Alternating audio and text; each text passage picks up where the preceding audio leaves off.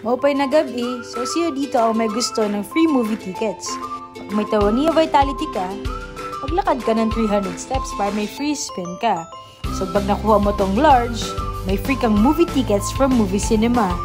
Standard lang If ever di naman pala rin, may libre kang mga voucher from Decathlon, Diet Center, and coffee from Dunkin' Donuts.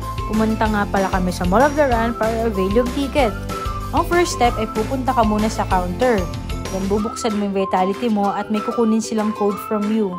Kung bibili ka ng standard ticket, it cost 45 reals per movie. Step 2. Plan ahead kung ano papanoorin mo movie. Kasi nga, depende yan sa timing. So, meron namang movie app para makita nyo ang schedule ng mga movies. Step 3. You need to order your food earlier. Kasi nga, napakadaming tao, so yung preparation ng food matagal din. Better early para hindi nyo malate sa movie. May question ako, bakit kaya ang sarap kumain sa harap ng counter, no?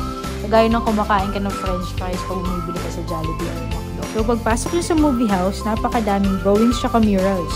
Nakita niyo si Harry Potter? Di ba ang galing? Napaka-amazing ng drawing niyan.